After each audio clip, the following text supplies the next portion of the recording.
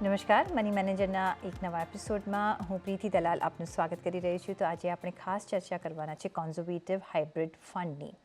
સામાન્ય રીતે આ કેટેગરીમાં પેન્શનર્સ ફિક્સ રિટર્ન માટેના રોકાણ કરતા હોય છે, જ્યાંથી એફડીથી એક થોડા સારા રિટર્ન મળી શકે છે. પરંતુ હાલમાં આ ફંડનું પરફોર્મન્સ ઘણું નબળું પડ્યું છે.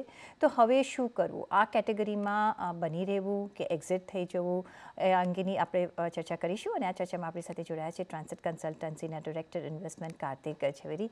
કાર્તિકભાઈ, ઘણું સ્વાગત છે તમારું. ને અત્યારના ઓફકોર્સ હવે એવા સમયમાં છે કે જ્યારે જે રિટાયર્ડ વર્ક છે ખાસ કરીને એમને થોડો એક ફટકો પડી શકે છે, કારણ કે એક ઓપ્શન સારું હતું નિવેશ કરવા માટે, જ્યારે તમને એક એફડીથી વધારે અહીંયા થોડા ગેઇન્સ મળી શકતા હતા. પણ કઈ રીતના જો ટુ બિગિન વિથ જો નજર કરવી હોય તો શું હજી પણ આ એક ગુડ ઓપ્શન છે નિવેશ કરવા માટે કે નહીં? પ્રીતિબેન, આ એક કેટેગરી એવી છે કે જ્યાં છે ને બહુ લોકોનું ધ્યાન નથી હોતું, કારણ કે આ બહુ જ એક લિમિટેડ સેક્શન માટે વપરાતું હોય છે આ category. But this category is very good. આ પ્રોડક્ટ હજી પણ સારું છે. મારા ખ્યાલથી આ ઓલવેઝ સારું જ રહેશે. સી, આમાં પ્રોબ્લેમ ક્યાં થાય કે જરાક કોકવાર એવું થઈ જાય કે ઇક્વિટી માર્કેટ થોડું નબળું થઈ જાય ને, તો પછી ઓટોમેટિકલી જો ઇક્વિટી માર્કેટમાં રિટર્ન ન આવે તો આ પ્રોડક્ટમાં થોડું રિટર્ન ઓછું થાય. થોડું એટલે એવું બધું નથી કે બહુ બધું ઓછું થઈ જશે કે 5-6% ઓછું થઈ ગયું, એવું નહીં થાય. આ ફંડની જે ક્ષમતા છે એ લગભગ 9-10% જેટલી જ છે, 8-10%, 11% જેટલું. પણ એમાં પછી જયારે રિટર્ન કદાચ એનો 5.5%, 6%, 7% થઈ જાય તો તમારું રિટર્ન ઓન એન એવરેજ 1-2% ઘટી ગયું. તો બધા લોકોને થોડું અનકમ્ફર્ટેબલ થવા માંડે. બધા લોકોને લાગે કે હવે આ ફંડ કામ નથી કરતું, કે આનો ફંડ મેનેજર નથી કામ કરતો, એક્સેટ્રા એક્સેટ્રા. અને ખાસ કરીને જયારે આપણે એમ જોઈએ કે 3 વર્ષનો પણ વાર્ષિક એવરેજમાં રિટર્ન એકવાર 8%થી નીચે પડી ગયું તો એકવાર એક મન દુઃખ થાય કે હવે આપણે આ ફંડમાં ઇન્વેસ્ટ થયા તો થયા શું કામ? અને જો થયા છે તો પછી આમાં રહેવું જોઈએ કે બહાર નીકળી જવું જોઈએ?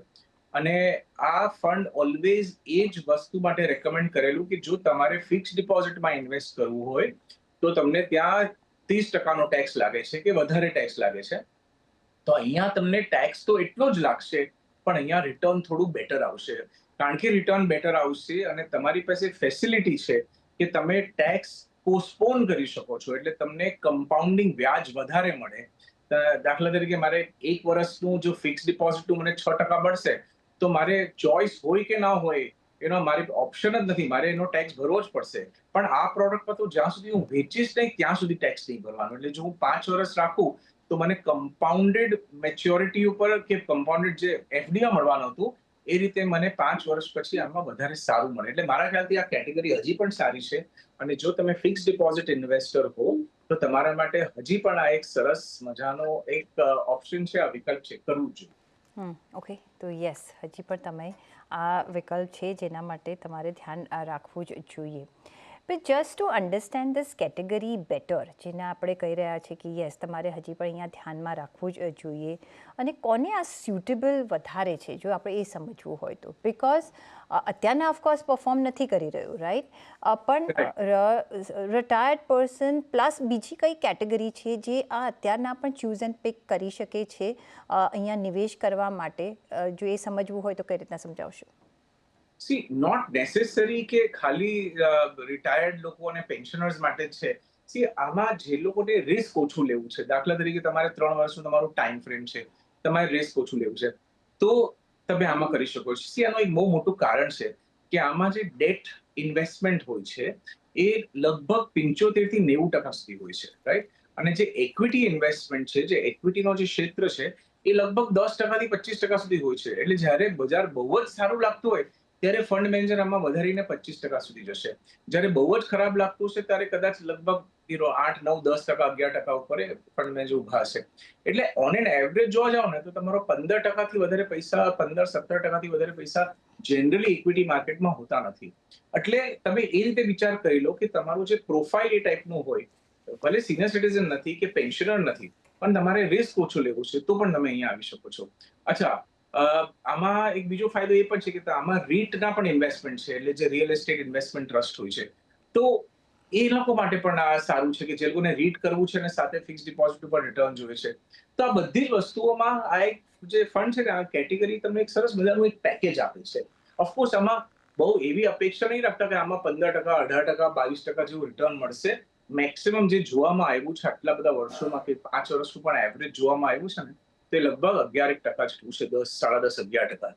એટલે હમ. આની કેપેબિલિટી જેટલી છે કે 8, 9, 10%ની રેન્જમાં તમને આપે. બહુ સારું થઈ જાય તો 11 અને બહુ ખરાબ થઈ જાય તો 6, 6.5 થઈ જાય. ઓકે, એટલે 6-6.5થી રેન્જની અને 11ની રેન્જમાં તમને જી.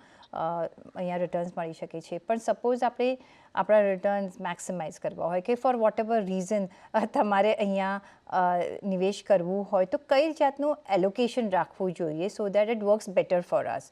કઈ રીતના how does this fund work? કઈ રીતના એ લોકો નિવેશ કરતા હોય છે? મને પણ એ જ લાગ્યું કે પહેલા છે ને આપણે આ ફંડની એલોકેશનની વાતચીત કરીએ એટલે લોકોને સમજમાં આવશે કે આ ફંડનું રિટર્ન કઈ રીતે બને છે અને પછી આપણે અલગથી વાત કરશું કે આનાથી બેટર ઓપ્શન જો કરવું હોય હમ. કે આટલું ઓછું જોખમ લેવું હોય તો આ છે પણ આનાથી જરાક વધારે તમારે જોખમ લેવું હોય એક કે 2 ડગલા કે 3 ડગલા આગળ ચાલવું હોય તો શું કરશું એ આપણે પછી વાત કરીએ. તો જેમ કે આપણે થોડી વાર પહેલા વાત કરી કે આશરે એમ માનીને ચાલો કે આમાં લગભગ 20% જેટલું ઇક્વિટીનું એલોકેશન રાખીએ. કારણ કે 10 થી 25 ની રેન્જ છે તો આપણે એમ સમજીએ કે ભાઈ સારો સમય ચાલે છે અને રીઝનેબલ બધું છે. તો 20% જો એટલે તમારા 100 રૂપિયામાંથી 20 રૂપિયા જો ફંડ મેનેજરે ઇક્વિટી ફંડમાં રાખ્યા હોય અને ઇક્વિટીઝમાં લગભગ 15%નું રિટર્ન મળે તો 15% મલ્ટીપ્લાઇડ બાય 20% જે આનું એલોકેશન જો તમને 3% મળ્યા ઇક્વિટીમાંથી પછી હવે ડેટનો તો મોટો પોર્શન છે. ડેટ એટલે central government securities, private bank security, PSU securities, આ બધી જ જાતના અલગ બધા બોન્ડ્સ તમને લેવામાં આવે છે, fix deposits bonds, state government bonds વગેરે. અને એમાં લગભગ સમજો 70 પૈસા આમાં છે એટલે કે 70% એલોકેશન અહીંયા છે. તો આમાં રિટર્ન બનશે લગભગ 6%. તો 17/6 લગભગ ફોર એક્ઝામ્પલ સમજો કે 7/6 42 સોરી એટલે 4.2% નું રિટર્ન અહીંયાથી આવશે તમને. અને બાકીના 10% પૈસા આમ માનીને ચાલીએ કે આપણે રિયલ એસ્ટેટમાં છે અને રિયલ એસ્ટેટ ઇન્વેસ્ટમેન્ટ ટ્રસ્ટમાં આમ માનીને અઝમ્પશન કરીએ કે એમાં લગભગ 8%નું રિટર્ન આવે તો 10% પૈસા અહીંયા છે એટલે 10 into 8% is 0.8. તો હું જો આ ત્રણ વસ્તુને ટોટલ કરું કે 3% ઇક્વિટીનું કોન્ટ્રીબ્યુશન, 4.25% ડેટ ફંડ એટલે ડેટના ઇન્સ્ટ્રુમેન્ટ્સથી કોન્ટ્રીબ્યુશન અને રીટમાંથી 0.8 નું કોન્ટ્રીબ્યુશન તો એમ કરીને લગભગ 8%નું પેકેજ બને છે.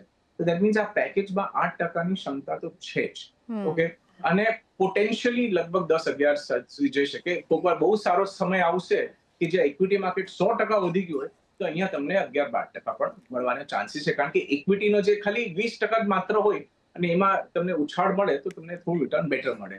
તો પોસ્ટ ટેક્સ મારા ખ્યાલથી અહીંયા છે ને જરાક બેટર રિટર્ન મળે તમને એફડી થી. કારણ કે એફડી ને તમે 6% ઉપર કમ્પેર કરો અને જો આ ફંડમાં 8 થી 9% મળવાનું હોય તો આમાં તમને એટલીસ્ટ 50% વધુ રિટર્ન મળે છે.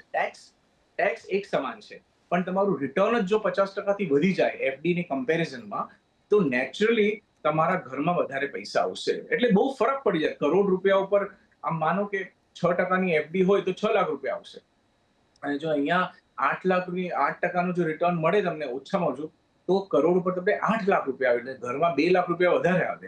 ટેક્સ તો સેમ લાગવાનો છે. પણ સપોઝ તમને હમ. 8% નથી જોઈતું, સપોઝ તમને મે બી 5-6%નું અહીંયા રિટર્ન મળે છે તો જી. પછી શું? તો કઈ રીતના આપણે વર્કઆઉટ કરવાનું? કારણ કે ત્યારે એસડબ્લ્યુપી શું એક વર્ક થાય છે કે નથી થતું કે અહીંયા રિયલ પ્રોબ્લેમ અરાઇઝ થાય છે ત્યારે કઈ રીતના જોવાનું? So Pritiben that is a fantastic point કે આ ફંડમાં જે અત્યારની હાલત છે કે જ્યાં તમને બધા રિટર્ન 5.5-6% સુધી થઈ ગયું છે. તો મારો તર્ક એવી રીતે છે કે 5.5-6% કે એફડીમાં પણ તમને 6 થી 7 રેન્જમાં જ રિટર્ન મળે છે. અને કારણ કે માર્કેટમાં ઇક્વિટી માર્કેટમાં કોઈ રિટર્ન નથી થયું એટલે તમે આનું રિટર્ન 5.5-6 જુઓ છો. પણ સરવાળે આ ફંડ સારું છે. ઓકે, વર્સ્ટ કેસ સિનેરિયો લઈ લઈએ અને અત્યારે તમને 6% જ મળે છે.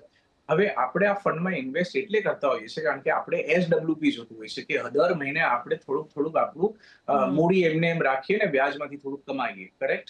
તો એફડી માંથી તો તમારે આ થવાનું નથી. જો તમે એફડી ના મંથલી ઓપ્શનમાં જશો તો તમારું રિટર્ન હજી ઓછું થઈ જશે અને આમાં ખરાબ સમય પર પણ તમને હજી 6% મળતું હોય તો આમાં કંઈ ખરાબી નથી. એટલે તમને દર મહિને તમે 0.5% લઈ શકો છો. એસડબ્લ્યુપી ની ફેસિલિટી છે. અને આમાં શું છે કે ઘણીવાર એવું થઈ જાય કે લોકોને છે ને 5 વર્ષ સુધી કોઈ શેર પકડીને રાખશે, પણ ગમે તેટલું ખરાબ થતું હોય. પણ એકવાર એક મ્યુચ્યુઅલ ફંડે જો 5-6% રિટર્ન કરી નાખ્યું, તો આપણે આમ લાલ પીળા થઈ જઈએ કે આવી રીતે તો કેવી રીતે બની શકે? તો આમાંથી તો નીકળી જવું જોઈએ. એટલે એવી રીતે છે ને જરા એક્સપેક્ટેશનને આપણે વ્યવસ્થિત રાખીએ અને જોશું તો આ ફંડ પણ એટલું જ સારું છે ને એટલું જ એનામાં મેરિટ છે. અને આમાં તમે રિસ્ક બહુ જ ઓછું લો છો, રાઈટ? તો રિસ્ક ઓછું છે, રિસ્ક એકદમ કંટ્રોલ છે. અને as a fix deposit investor તમારા માટે આ 100 ગણું સારું ઓપ્શન છે. એટલે આમાંથી નિરાશ થઈને પૈસા કાઢવાની કે એવું કોઈ ડિસિઝન નહીં લેતા. કારણ કે જેનાથી પછી તમને આગળ જતા પછતાવો થાય કે ઓહો, મેં અહીંયા પૈસા રાખ્યા હોત, છેલ્લા 3 વર્ષમાં તો માર્કેટ આમ ચાલી ગયું. હવે સમજો આપણે 2026માં છે ને તમે 2029માં જોશો કે આ 3 વર્ષમાં તો સરવાળે આ ફંડે લગભગ 9-9.5% રિટર્ન કરી નાખ્યું. અને મારી એફડીએ તો ખાલી 6.5 કર્યા. તો ત્યારે તમને વધારે તકલીફ થશે. એટલે કોઈ પણ જાતની જલ્દબાજીમાં ડિસિઝન ના લેતા. કારણ કે આને સમજો, આ ફંડ છેલ્લા 2 વર્ષમાં ઇક્વિટી માર્કેટે બહુ કંઈ ખાસ કર્યું નથી, રાઈટ? અને એને કારણે આ ફંડમાં જે ઓલું 3%ની આપણે વાત કરી ને, કે ઇક્વિટીના 3% નથી મળ્યા આ ફંડને. એટલે હમ 5.5-6%નું રિટર્ન જે છે એ ડેટ ફંડ અને રીટનું રિટર્ન છે. ઇક્વિટીનું રિટર્ન જ્યારે જોડાશે ત્યારે કદાચ તમને 1-2 વર્ષ એવા આવશે કે તમને 11-12%નું પણ રિટર્ન આગળ જતા થઈ જાય. કારણ કે આપણે ઓલવેઝ જોયું છે કે જ્યારે ઇક્વિટી બજારમાં રિટર્ન ન આવે 1-2 વર્ષમાં, તો આગળના 2-4 વર્ષમાં સામટું રિટર્ન જાય. એટલે હમ તમને આ ફંડ ઘણું હેલ્પ કરશે. તો મે બી ક્યુમ્યુલેટિવલી પછીના વર્ષોમાં તો કદાચ હેલ્પ જી. કરશે જો આજે કામ નથી કરી રહ્યું તો. પણ બીજી તરફ જો જોવું હોય જે થોડું કંઈક વધારે રિસ્ક લઈ શકતા હોય, એના માટે કોઈ બીજા ઓપ્શન્સ છે કે આ એરિયા છોડીને કે આ હાઇબ્રિડ છોડીને એક બીજા કોઈ પ્રોડક્ટમાં કે બીજા કોઈ ફંડ કેટેગરી ઓફ ફંડમાં નિવેશ કરી શકે, એવા કોઈ બીજા વિકલ્પ છે? વિકલ્પ તો કોક વિકલ્પ ડાયરેક્ટલી અવેલેબલ છે, કોક બનાવવા પડે છે. પણ ડાયરેક્ટલી આજની તારીખમાં તમે પ્રોડક્ટ ટુ પ્રોડક્ટ કમ્પેરિઝન કરો ને, તો તમે એફડી ઇન્વેસ્ટર છો, તમને એફડી થી જરાક બેટર રિટર્ન જોઈએ છે એકદમ નહીં જેવું રિસ્ક લઈને, તો પ્રોડક્ટ કેટેગરી આ જ છે. પહેલા એક એવું પણ કેટેગરી હતી કે જ્યાં છે ને ઇક્વિટીનું પર્સેન્ટેજ 5% જ હતું, 10% હતું, પણ એ બધા પ્રોડક્ટ્સ હવે અવેલેબલ નથી. એટલે જો તમારે એવું કંઈક તમારા માટે સ્પેશિયલ કસ્ટમાઇઝ સોલ્યુશન બનાવવું હોય, તો તમે તમારા ₹100માંથી સમજો તમે ₹90 પ્યોર બોન્ડ ફંડમાં ઇન્વેસ્ટ કરો અને 10% તમે ઇક્વિટી ફંડમાં કરો, તો તમારો 90-10 નો રેશિયો થઈ જશે. આ ફંડમાં તમને લગભગ 80-20 નો રેશિયો મળે છે કે 80% તમારા ડેટ માર્કેટમાં છે ને ફક્ત 15-20% તમારા ઇક્વિટી માર્કેટમાં છે. અને પ્લસ રીટ્સ છે. તો તમારે અલગ અલગ પ્રોડક્ટ્સ લેવા પડશે. તો એના કરતા ધીસ ઇઝ અ પેકેજ. અચ્છા, હવે આનાથી આગળ વધવું હોય તો આગળ માટે તો તમારી પાસે ઘણા બધા ઓપ્શન્સ છે. તમારી પાસે મલ્ટી એલોકેશન ફંડ છે, મલ્ટી એસેટ ફંડ છે, જેમાં ઇક્વિટીમાં ગોલ્ડ સિલ્વર પણ છે, ઇક્વિટીઝ પણ છે. પણ એમાં ઇક્વિટીની માત્રા ઘણી વધારે છે, કારણ કે થોડા એગ્રેસિવ ટાઈપના છે. બીજા તમારી પાસે જે એગ્રેસિવ ટાઈપના જે હાઇબ્રિડ ફંડ છે, એમાંય 65% ઇક્વિટી હોય છે. અચ્છા, તમારી પાસે એક બહુ ઇન્ટરેસ્ટિંગ કેટેગરી છે બેલેન્સ એડવાન્ટેજની, કે એમાં ફંડ મેનેજર ડિસાઇડ કરી શકે છે કે મારે ઇક્વિટીમાં 35% રહેવું છે, 40% રહેવું છે કે 65% સુધી જવું છે. એટલે એ ફ્લેક્સિબિલિટી છે. ઇક્વિટી સેવિંગ્સ પણ એક બીજી કેટેગરી છે કે જ્યાં તમને 35% ઇક્વિટી છે અને 30% તમે આર્બિટ્રાજમાં છે. પણ આ બધી વસ્તુ જરા વધારે કોમ્પ્લિકેટેડ થઈ જાય એફડી ઇન્વેસ્ટર માટે. તો જો તમે ડાયરેક્ટલી એફડી થી બેટર ઓપ્શન જોતા હોય, તો મારા ખ્યાલથી આજના જમાનામાં આ જ વસ્તુ તમારા માટે છે, કોન્ઝર્વેટિવ હાઇબ્રિડ. અને એનાથી પણ રિસ્ક ઓછું લેવું હોય તો તમારે છૂટું કરીને તમારા એડવાઇઝરને એમની હેલ્પ લઈને તમારે 90% કે 85% પૈસા ડેટમાં નાખવા અને પછી 10% ઇક્વિટીમાં અને 5% કદાચ રીટમાં નાખવા. અને પૂછી રહ્યા છે જેમ દીકરી માટે સુકન્યા સમૃદ્ધિનો વિકલ્પ છે, તેમ દીકરા માટે કોઈ રોકાણનો કોઈ સ્પેશિયલાઇઝ વિકલ્પ છે કે નહીં? કાર્તિકભાઈ. હું તમને કંઈક એવા ન્યૂઝ આપીશ કિન્નરીબેન, જે તમને કદાચ નહીં ગમે. તમે દીકરી માટે સુકન્યા સમૃદ્ધિ કરો છો, ઇટ્સ ઓકે, એમાં કંઈ ખરાબી નથી. પણ એના કરતા તમે દીકરી માટે પણ એસઆઈપી કરો તો it's a better idea. Fortunately કે અનફોર્ચ્યુનેટલી તમારા બધા બોયઝ માટે, એટલે છોકરાઓ માટે એવી કોઈ સ્કીમ નથી. પણ સારું જ છે એક રીતે, કારણ કે તમે પછી એટલીસ્ટ જે સાચી વસ્તુ છે ને જે સારી વસ્તુ છે, તમે એ દિશામાં તમારું વિચારધારા લઈને જશો. એટલે ઓબ્વિયસલી તમારા દીકરા માટે નેચરલી તમે એસઆઈપી ચાલુ કરો. પણ મારું સજેશન એ છે કે દીકરી માટે પણ તમે સુકન્યા કરશો તો એ 15-20 વર્ષથી થશે, એની પાસે જેટલા એસઆઈપીમાં જે પૈસા ભેગા થશે એની પાસે, એનાથી કદાચ એના ત્રીજા ભાગ કે એના ચોથા ભાગના પૈસા એને સુકન્યામાંથી મળશે. એટલે તમે એ જરા વિચાર કરી લો. મારા ખ્યાલથી એસઆઈપી સારામાં સારી વસ્તુ છે. મેં મારા છોકરાઓ માટે એક્ઝેક્ટલી એ જ કરેલું છે આટલા વર્ષોથી. અને તમને બહુ મજા આવશે જ્યારે એ લોકો 20-22 વર્ષના થશે અને ત્યારે તમે જે એનું આ બધું જે ટોટલ એ લોકોની કોર્પસ, એ લોકોની કેપિટલ જોશો, તો તમને ત્યારે લાગશે કે તમે જિંદગીમાં સારામાં સારું ડિસિઝન કર્યું ને, એ છોકરાઓ માટે એસઆઈપી કરેલું. અને of course this is monthly investment માટે.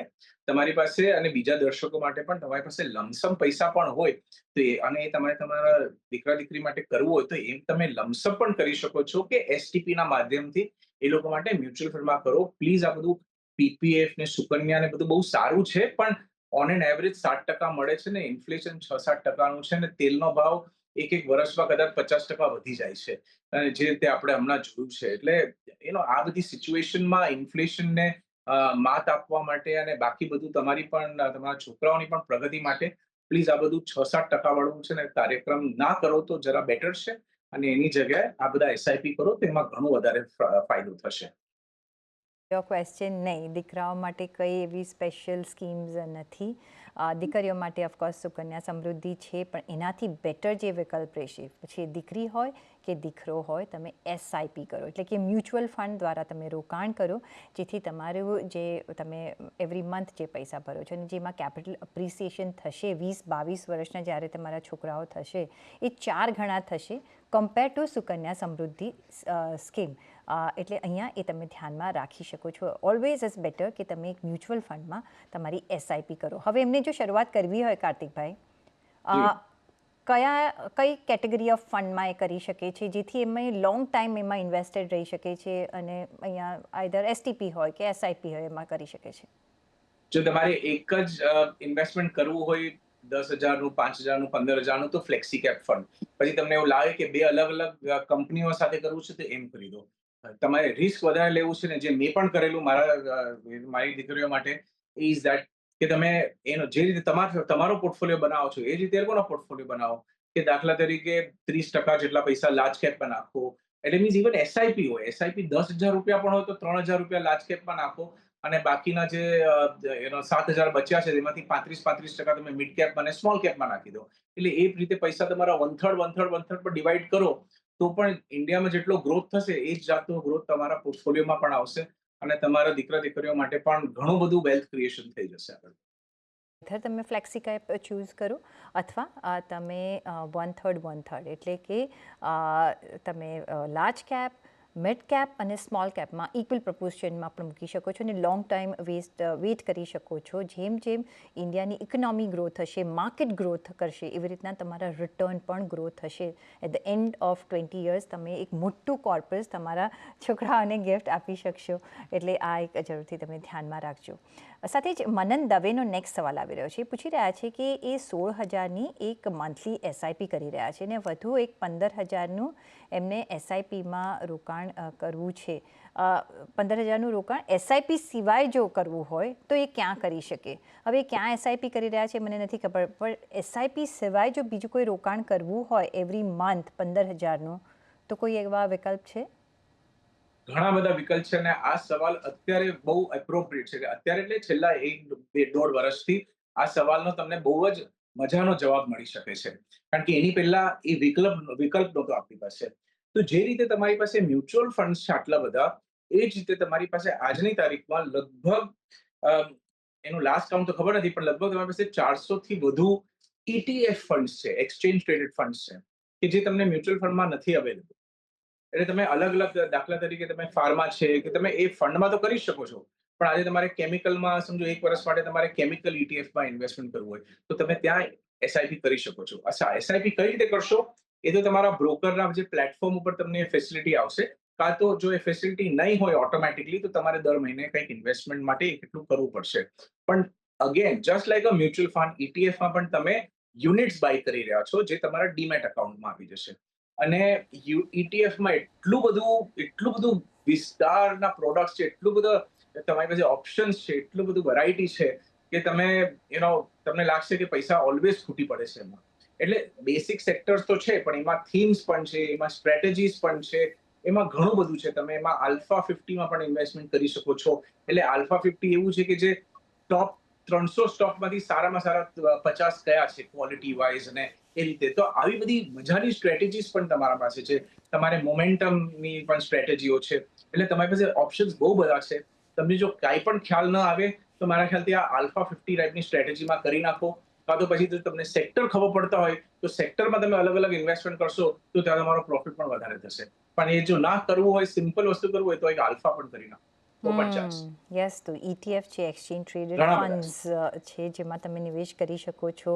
અને બીજો જે ઇઝીયર વે છે આલ્ફા 50નો છે, તમે અહીંયા રોકાણ કરી શકો છો. સેક્ટર તમને સમજ પડતા હોય તો ઓફકોર્સ તમે એ રીતના પણ કામકાજ કરી શકો છો. પણ યસ, ETF સેક્ટર ઉપરાંત આલ્ફા 50 જેવી સ્ટ્રેટેજીમાં તમે રોકાણ કરી શકો છો. તો એક વખત તમારું SIP ચાલશે અને અહીંયા પણ તમને સારા એવા રિટર્ન્સ મળી આવશે. તો તમને ઘણા બધા વિકલ્પ છે જેનો તમે ઉપયોગ કરી શકો છો અને તમારા કેપિટલને એપ્રિશિએટ કરી શકો છો. ઓન દેટ નોટ, કાર્તિકભાઈ, રજા લેવાનો પણ સમય થઈ ગયો છે. ઘણો આભાર તમારો અમારી સાથે આજે જોડાવા બદલ. અને એ સાથે જ મને પણ આપશો રજા. પણ જોડાયેલા રહેજો CNBC બજાર સાથે. નમસ્કાર.